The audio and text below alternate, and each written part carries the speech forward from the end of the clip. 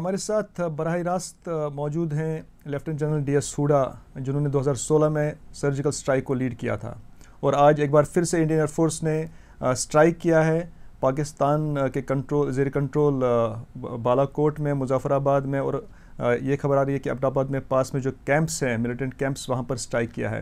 General Hooda साहब, आपका खैर मकदम है ईटीवी भारत में।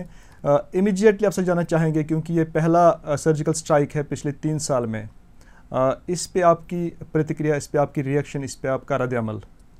आई think this was absolutely essential.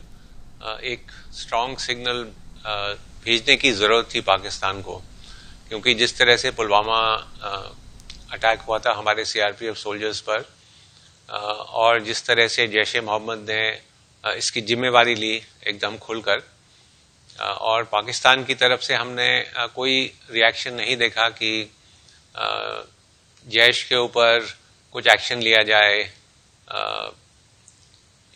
That side it was business as usual. So I think India was left with no option but to send a strong message. And ये जो air strikes की हैं, ये बहुत बड़ा signal है पाकिस्तान के लिए कि हम अब इस तरह की टेरर स्ट्राइक्स एक्सेप्ट नहीं कर सकते हैं।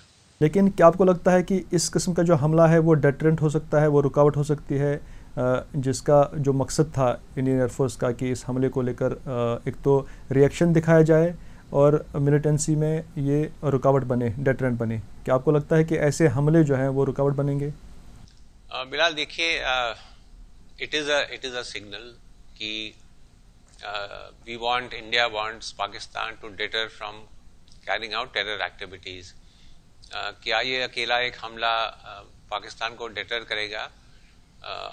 आई think it is a part of a series of measures जो हमको लेने की ज़रूरत है, जिसमें political, economic, international isolation plus military pressure, ये सब कंबाइन करके एक प्लान बनाया जाए पाकिस्तान के खिलाफ। But as I said, this air force action is also a part of that plan. So इसको आइसोलेशन में नहीं देखना चाहिए, but as part of an overall plan that India must have to deter Pakistan. थोड़ा सा जनरल साहब जानना चाहेंगे कि जो स्ट्राइक हुआ है, चूँकि काफ़ी डीप माना जा रहा है, कितना डिस्टेंस है एलओसी से और कितना बड़ा ऑपरेशन था ये विज़ the area? For instance Balakot है, मनसहरा है, एबटाबाद है, जहाँ पर उसामा बिन लादेन को भी आइडेंटिफाई किया था, एलिमिनेट किया था। तो ये एरिया के बारे में थोड़ा बताएंगे कि स्ट्रेटजिकली कितना डिफ़िकल्ट ऑपरेशन था ये? नहीं, बहुत कॉम्प्लिकेटेड ऑपरेशन था, क्योंकि काफ़ी डीप जाकर इंडियन एयरफोर्स ने स्ट्राइक किया, तो उन्होंने इसके लिए बहुत अच्छी प्लान बनाई होगी। और आपको मालूम है कि सारे पायलट्स और सारे एयरक्राफ्ट सेफली वापस आ गए। So we must compliment the air force for a plan which is well done. See, last time हमने ग्राउंड ऑपरेशन किया था, लास्ट सर्जिकल स्ट्राइक 2016 में, and that was on launch pads जो कि लाइन ऑफ कंट्रोल के नज़दीक थे। लेकिन ऑब्वियसली इस बार पुलवामा अटैक के बाद ये सारे लॉन्च पैड्स पाकिस्तान ने खाली कर दिए होंगे, तो इनके मेन टेरर कैंप्स हैं जहाँ पर ट्रेनिंग एक्सेट्रा होती है, वो ये मनशेरा, बालाकोट, मुजफ्फराबाद के इलाके में है। So I think the selection of target was very good, that we should go and hit one of their main terror camps.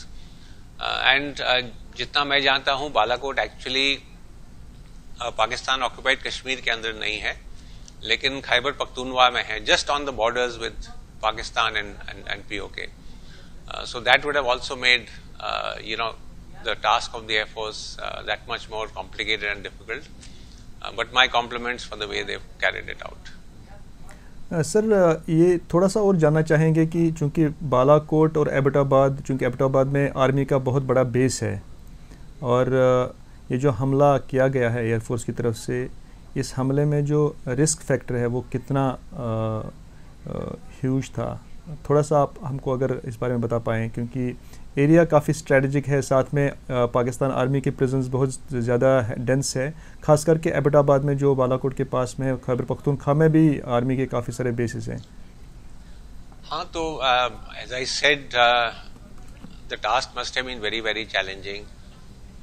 Not only Pakistan army के बॉर्डर के ऊपर उनकी एयर डिफेंस गन्स रहती हैं, एयरफोर्स रेडार्स रहते हैं, जैसे ही कोई मूवमेंट इंडिया की तरफ से पाकिस्तान की एयर स्पेस में होगा, so these radars pick it up and then air bases उनकी काफ़ी नज़दीक हैं बॉर्डर के पाकिस्तान की, और वहाँ पे उनके एयरक्राफ्ट नॉर्मली रेडी रहते हैं. और ऐसी हालत में जब टेंशन बढ़ रही थी दोनों देशों के बीच में, so the air force would have also been on high alert.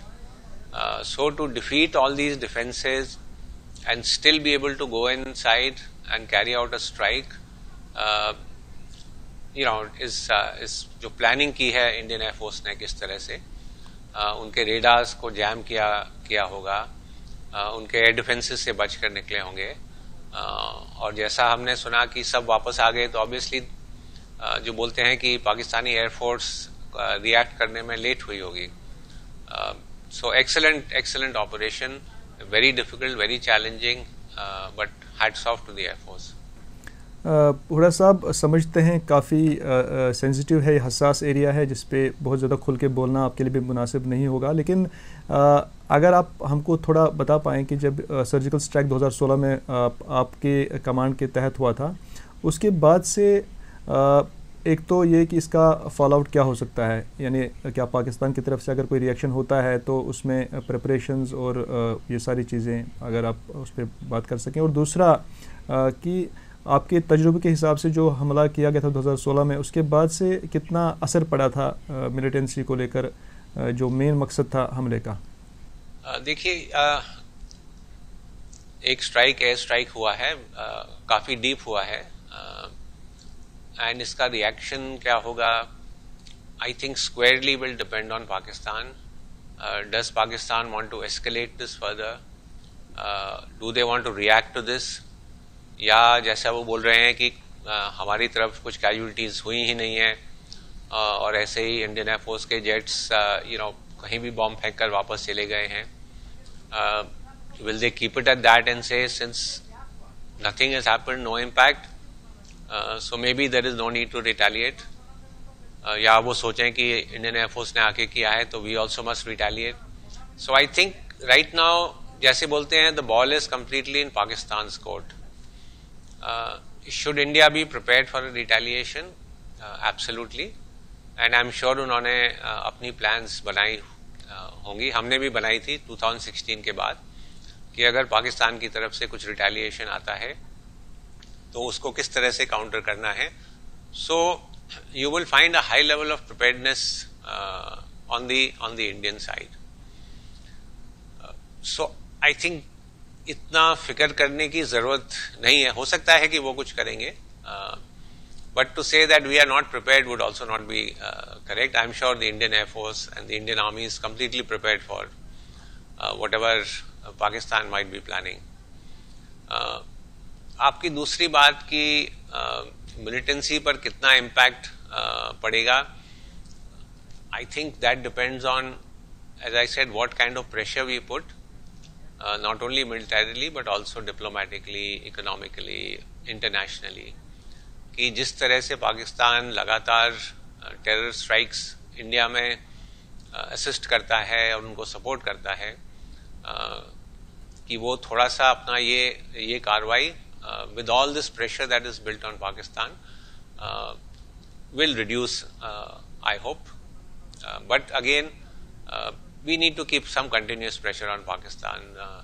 One strike is not going to do it. बहुत बहुत शुक्रिया जनरल डी एस हुडा आपका हमारे साथ बात करने के लिए.